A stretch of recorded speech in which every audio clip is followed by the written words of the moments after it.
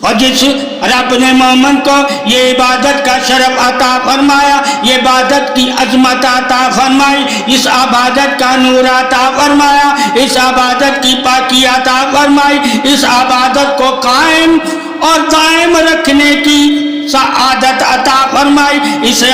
عبادت کی حفاظت عطا فرمائی، وہی تو دین اسلام میں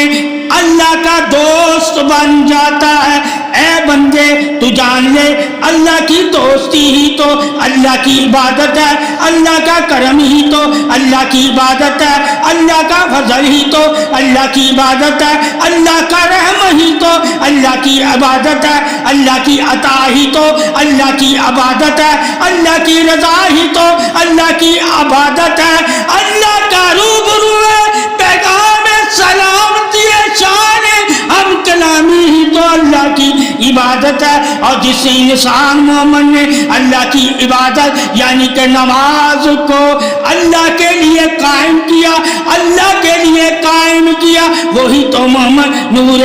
سلامتی قائم کا حقدار ہوا۔ اللہ تعالیٰ نے نماز میں ہی تو مدد رکھی ہوئی ہے، نماز میں ہی تو کرم رکھا ہوا ہے، نماز میں ہی تو فضل رکھا ہوا ہے، نماز میں ہی تو عطائیں رکھی ہوئی ہیں، نماز میں ہی تو شفاعیں رکھی ہوئی ہیں، نماز میں ہی تو ہم کلامی رکھی ہوئی ہے، نماز میں ہی تو دلوں کا سکون رکھا ہوا ہے، نماز میں ہی تو پاکی رکھی ہوئی ہے، نماز میں ہی تو جہنم سے نجات رکھی ہوئی ہے، نماز میں ہی تو بے حیائی اور برے کاموں سے بچانے کی سعادت رکھی ہوئی ہے۔ اللہ تعالیٰ کی جو بندگی کرتے ہیں